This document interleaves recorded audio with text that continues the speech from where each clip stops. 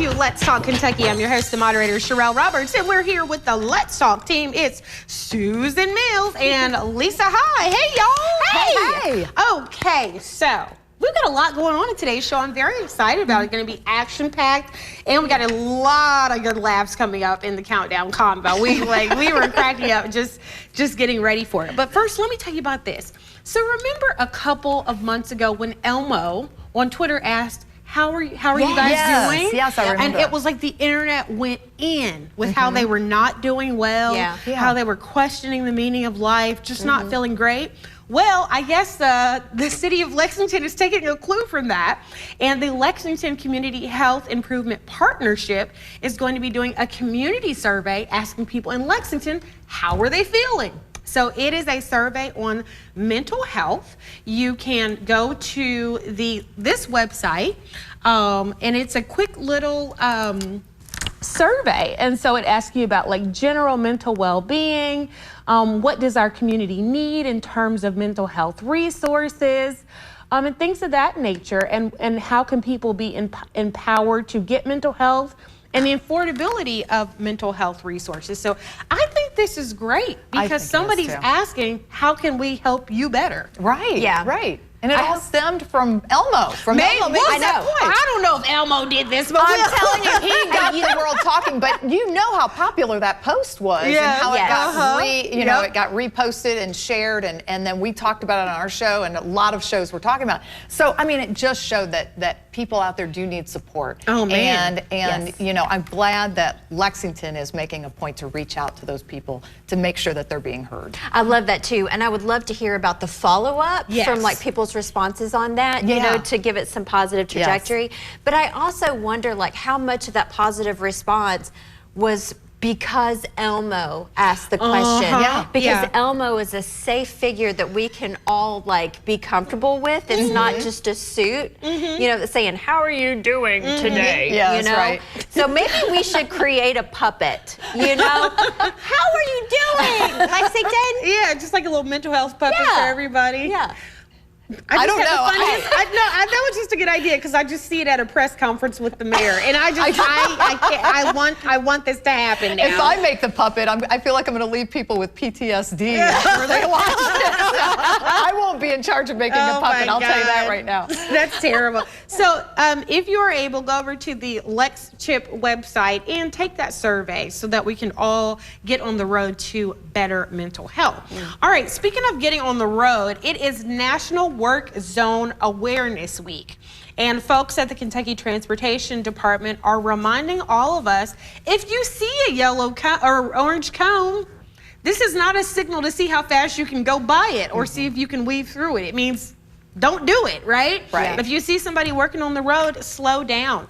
And so we actually talked about this not too long ago, but every time I see someone working on the side of the road, I think about one of my friends who her husband was killed working on the side of the road. Oh, wow. They have been married almost 40 years and raised beautiful kids together, and then just one night he doesn't come home. 1,251 work zone crashes and 17 fatalities last year.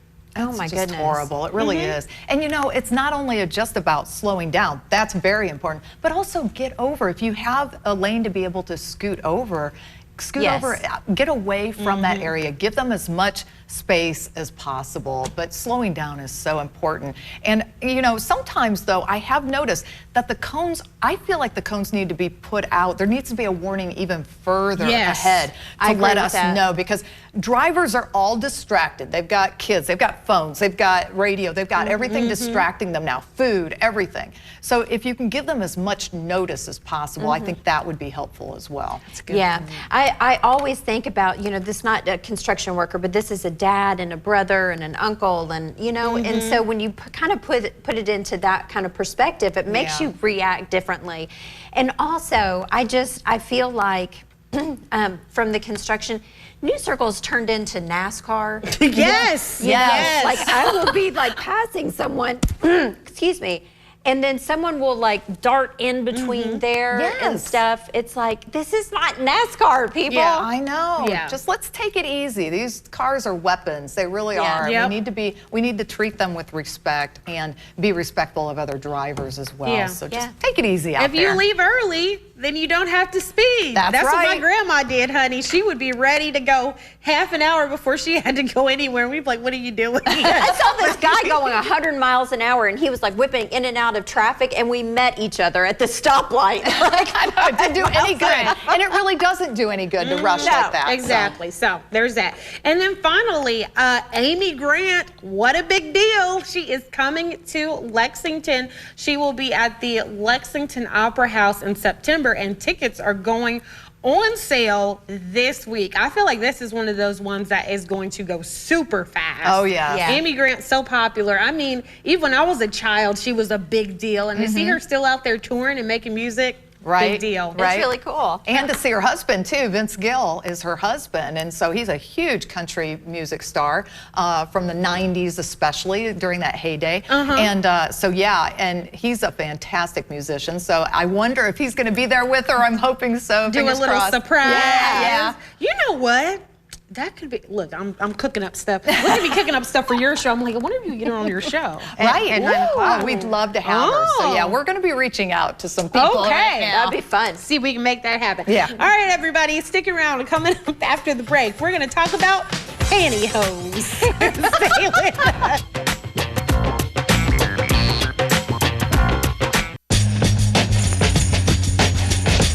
Hey everybody, welcome back to Let's Talk Kentucky. It's time for the Countdown Conversation. This is the part of the show where we discuss as many topics as we can in 6 minutes. All right, so first up, midlife crisis. What's that? Well, I'm living it now. So I turned 40 last year. And I feel like all the light bulbs just started coming on about everything that I didn't want to take into the second half of my life. Like, I was like, I'm not fooling with anybody's foolishness. I'm gonna do what makes me happy. I'm gonna drive what makes me happy. I'm gonna eat what makes me happy. But I don't understand why the switch just flipped at 40. Yeah. Oh, it does. It's a hard flip, too. Yeah. Well, I had friends, honestly, that started their midlife crisis like when they hit 30, you know? Well, wait and a she's like, minute. oh, Mom. I was like, no, you're just started You're a life. baby. Come on. You can't already be celebrating this. Yeah. But yeah, no, my dad even went like through a midlife crisis. Did he and stuff, really? too. Yeah. It was just kind of started growing his hair back out here. And I was like, no, that's called a mullet, Dad. So, yeah. Well, we, I do agree that it does last a while, though. So it starts at around 40, and then I feel like Doug and I are still kind of cruising into our 50s, still in a midlife crisis. Yeah. So, and why I say that is because we went out, a year ago and bought a convertible. And it's a two-seater, and we love it. We love it, and we just want to go cruising and do all this. Well, the kids come out. We park it in the driveway. The kids come out, and they're like, "Hey, there's no back seat for us." And Doug and I were like, "Exactly. Yes, exactly."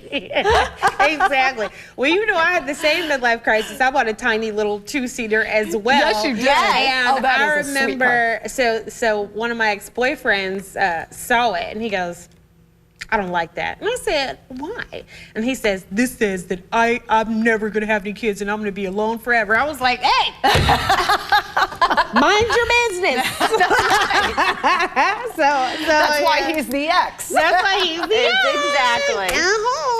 Okay, so up next, pantyhose.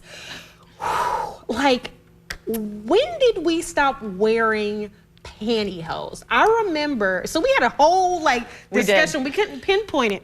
But I remember growing up, I grew up in a really conservative household. Pantyhose were mandatory every time we went to church, and then sometimes just when we didn't. And I remember going home after college and not wearing pantyhose, and my dad being like, where are your pantyhose? I was like, I don't have any. And I remember it was so liberating to not wear them. Why did we even wear them in the first place, and when did we stop, Lisa? It was because society told us we had to wear them. And I remember, or my company, I worked for a pharmaceutical company. I started working for them back in 2002, and it was part of the attire requirement for us to wear suits, suit jackets, skirt suits, dress suits, whatever it was. But pantyhose were part of that. You had to wear pantyhose and dress shoes, high heels, medium heel height. I mean, they were very specific. And so that's how we were. And then all of a sudden, you were asking me what time frame did that kind of fade out? And I was like, you know, it's really hard to remember. You were saying in 2004, weren't you, Susan, that's out in California, you were like, people weren't wearing them anymore. But it seemed like it was later here in the Midwest. It seemed like it was more like around 2006, 2007, it started to kind of fade out. Maybe. I don't know. All I know is that growing up, it was like, I wore everything but a corset. It was like, my mom's like, you're gonna wear a slip and you're gonna wear your hose and you're gonna wear this, you know, and it was so liberating. Oh, and now you see people walking around the neighborhood in their swimsuits. Like it's like just like we went to the other side of the scale. I know. So I don't know what pantyhose were for. I think they were part of modesty culture, like you need to cover your legs, but there's still legs, like you can see them through the pantyhose. So I don't really understand what it was about. Yeah. Well, they were good at hiding if you didn't shave that day. So that was, you know, they could hide the hairs that were shining in the sun. But yeah, I don't know. I don't know. It's so crazy that we had that requirement. And I remember even when I was still wearing them and people were starting to transition away from it, I was shamed for wearing pantyhose by another woman. No. Yes, we were sitting there and she looked over and she's like, why are you wearing a hose? And I was like, she goes, are those pantyhose? I was like, yeah. I was like, you know, she was like, you get shamed for it. So, well, and remember the people who would always wear them acting like they had a tan on their legs? They were like, their shades off. She has orange legs. What's really funny is when you first start wearing them when you're younger, they itch like crazy. But I remember my mom buying them and not getting me the right shade. Like you were just absolutely just, you know, a victim of whatever color your parent brought home for you. So these were on sale. Oh my God. They would be like brown. Yes. So I'm glad that we've been liberated from pantyhose, except maybe, you know, when you got a little extra roll here and you want to pike it up. That's what they were good for. That's the only thing they were good for. And we brought in Spanx. Yes, Spanx. And I hate those now. They roll down. You can't breathe. Yeah, exactly. Why do we put ourselves through these oppressive clothing choices and we don't even know why we're doing it? We're just doing it. Because of social media. Yeah. Maybe so. That's what everybody else is doing. Yeah. Peer pressure. It's exhausting. It's exhausting. Well, we didn't get to the last one because I knew we needed to hash this pantyhose thing out. Like, we needed to figure out what was happening with it. So, all right, everybody, stay with us. Coming up after the break, we are continuing to celebrate Autism Acceptance Month, and we have a great guest at the table.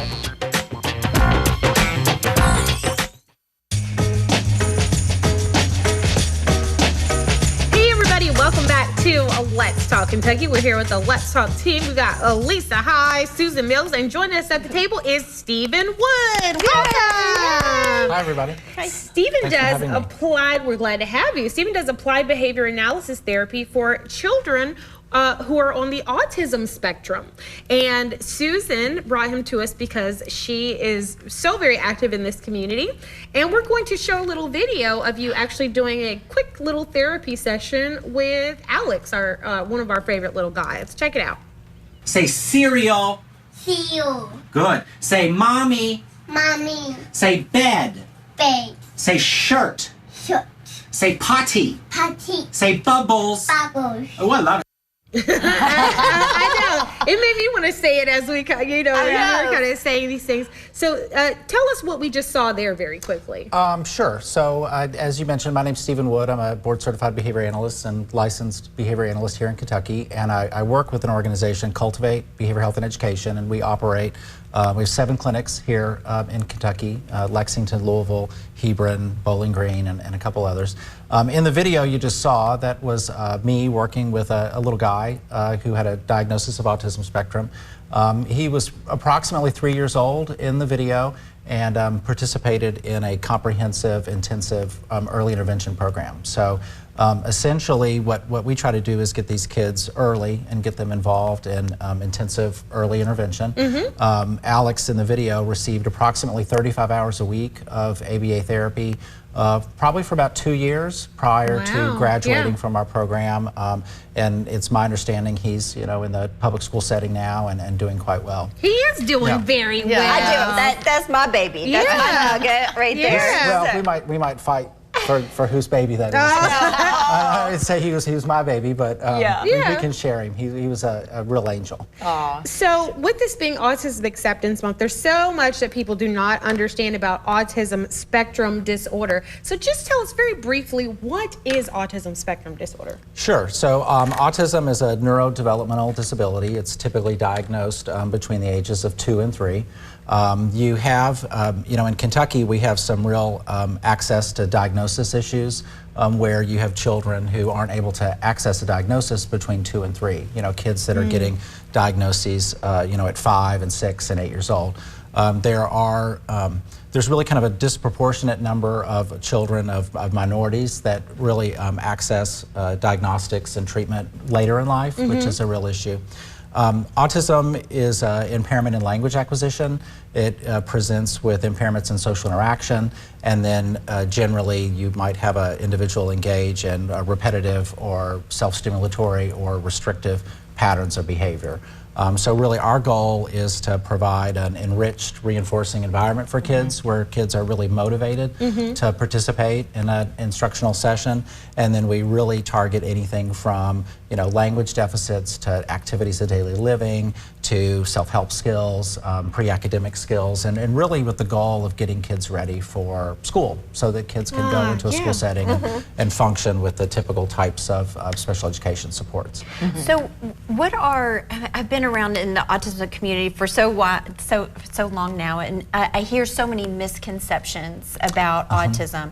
What are some of those, and maybe why do they even exist? I think if, they say if you've met one child with autism, you've met one child with autism. And so, every child is different and every child on the spectrum is different. And so you might have individuals who are so impacted by autism that they never develop vocal language or communication.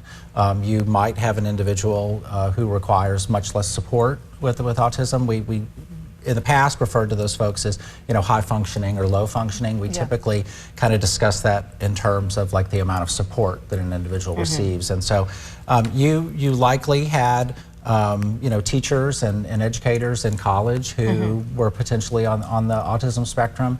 There's been a lot of attention given to those individuals who require much less support. So there's a lot of TikTok videos and reels where I think that clearly there's a goal of acceptance and awareness for individuals with autism, but because it's a spectrum disorder, kids present very, very differently. Yeah, they do. That it presents a real challenge, which is why it's so important that interventions are individualized for each kid. So we only have about 1 minute left. What resources might you kind of recommend for children and families who are either recently just got a diagnosis or who maybe want to get a little more help? Sure. So we spoke prior to the segment and really had to limit myself to providing one resource. Yeah, and, so and we've got that. We'll pop it up on the screen. One of the things I wanted to note, the Autism Society of America and the Autism Society of the Bluegrass, they're at www.autismsociety.org, and they really provide a variety of resources for families. The other thing I wanted to mention briefly, I had an opportunity to check out some of your other segments prior to today's recording, and one of the things you talked about was how where you live can really influence the type of services and supports you receive, and not only does where you live influence that, but your socioeconomic status and your employment and the type of commercial insurance or Medicaid that you might have, and really here in Kentucky we've got a real problem. Our reimbursement rates for Medicaid are some of the lowest in the country, and so that creates really limited access to care for families. And so I think that's one of the things I want to make sure to share is that in Kentucky we do have some initiatives to increase Medicaid reimbursement rates, and so if I might, families who are not able to access care who might have Medicaid, they can call 1-800 372-7181, and that phone call will be answered by a live person, and our goal is that parents and those who love individuals with autism or autistic people, that they could advocate for an increase in Medicaid reimbursement rates. Wonderful. 'Cause, there's a lot of children and families that are sitting on wait lists for diagnosis, and even more importantly, sitting on wait lists for treatment. And so I think that's That's a good point. It's important to raise awareness for families. Yeah, Stephen, thank you so much for joining us Thanks and for for sharing this information. Really, really been good, great and to we be here. hope that it's turned a light bulb on for some people, and maybe gotten rid of some misconceptions for others. So we really appreciate Okay, it. thanks for having me. Yeah, so glad you're here. Okay, everybody, stay with us. Coming up after the break, we'll highlight our woman worth talking about.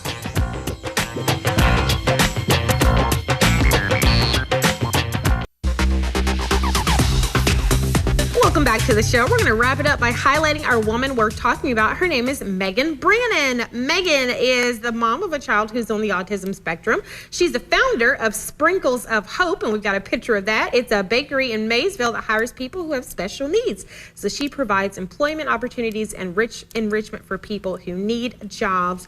And this is one of Susan's pals. Yeah, she's an amazing advocate, not only for her son, but for the entire community. So well done, Megan. Thank you for all your work. Congratulations. You are a woman worth talking about. Okay, everybody, thanks so much for tuning in today. We had a great time. Hope you had a great time watching us. We'll see you tomorrow.